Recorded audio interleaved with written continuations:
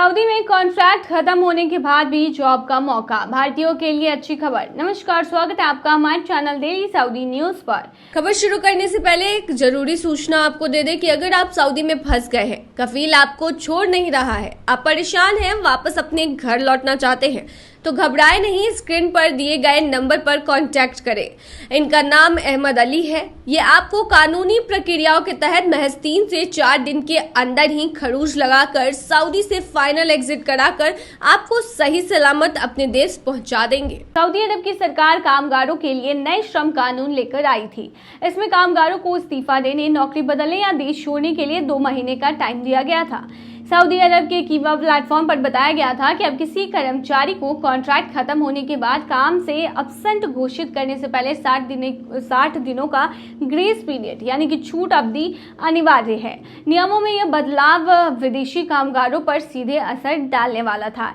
इससे बहुत लोग प्रभावित भी हुए। इसमें भारतीय स्पेशली प्रभावित हुए हैं इस रूल से, क्योंकि सऊदी में काम करने वाले विदेशों में एक बड़ा हिस्सा भारतीय कामगारों का भी है। ऐसे में भारतीयों के लिए इन नियमों का जान लेना बहुत जरूरी होता है। तो अगर आप इसे भूल गए हैं तो फिर से मैं चलिए आपको बता देती हूँ।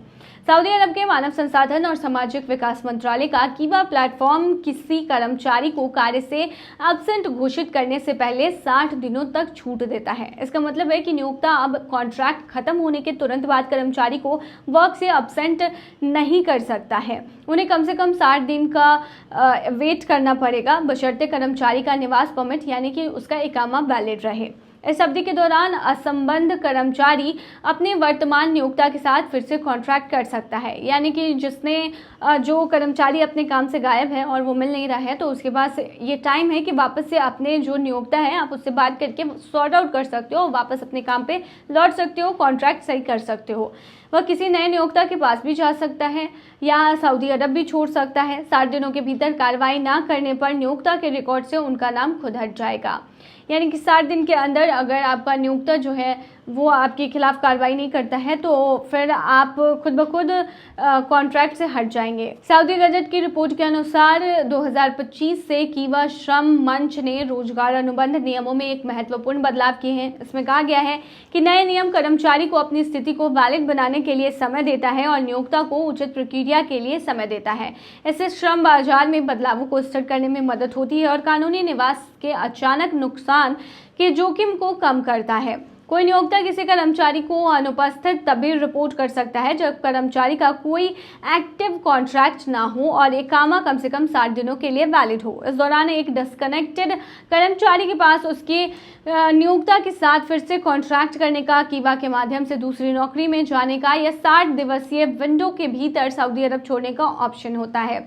इस अवधि यानी कि 60 दिनों के भीतर कोई कार्रवाई नहीं होती तो कर्मचारी को गैर हाजिर मानते हुए नियोक्ता रिकॉर्ड से हटा दिया जाएगा। इसकी जानकारी मानव संसाधन और गृह मंत्रालय को दी जाएगी। इसके बाद भी कर्मचारी अपने पूर्व या फिर वर्तमान भूमिकाओं को वेरीफाई करने के लिए वेतन और सेवा प्रमाण पत्र तक पहुंचना चाहे तो पहुंच सकते हैं।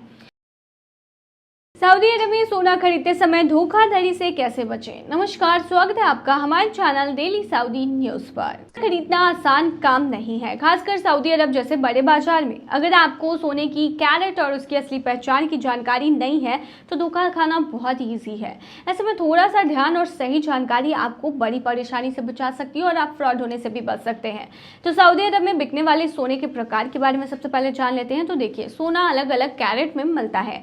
कैरेट का मतलब है सोने की शुद्धता। 24 कैरेट जो कि 99.9% शुद्ध होता है, सबसे महंगा और सबसे ज्यादा शुद्ध, लेकिन बहुत ही नरम होने के कारण आभूषणों में इसका इस्तेमाल नहीं होता, यानी बहुत कम इस्तेमाल होता है। 22 कैरेट गोल्ड जो होता है वो 91.6% शुद्ध होता है। इसमें थोड़ी और धातुएं मिलाई जाती हैं ताकि यह मजबूत हो। कई संस्कृतियों में गहने के लिए इसका इस्तेमाल होता है। 21 कैरेट गोल्ड सऊदी और खाड़ी देशों में सबसे ज्यादा लोकप्रिय है। 87.5% शुद्धता, टिकाऊ भी और गहनों के लिए एकदम बेस्ट। फिर है 18 कैरेट गोल्ड जिसमें 75% शुद्धता होती है। इसमें ज्यादा मिलावट वाली धातुएं होती है, इसलिए यह मजबूत और डिजाइन वाले गहनों के लिए अच्छा होता है। अगर आप इनका फर्क समझ लेंगे तो खरीदते समय सही कीमत और सही क्वालिटी पहचानना आसान होगा। असली और नकली सोने की पहचान कैसे करें तो बता दें, हॉलमार्क आपको देखना चाहिए। हर असली सोने पर कैरेट 18, 21, 22, 24 कैरेट का छोटा सा स्टैम्प जरूर होता है। चुंबक टेस्ट करें, सोना चुंबक से नहीं चिपकता। अगर आपका सोना चुंबक से चिपक रहा है तो यह नकली है या सिर्फ ऊपर से सोने की परत चढ़ी हुई है। रंग और बनावट देखें, असली सोने का रंग एक जैसा होता है और समय के साथ फीका नहीं पड़ता। यह धातु की तुलना में नरम होती है।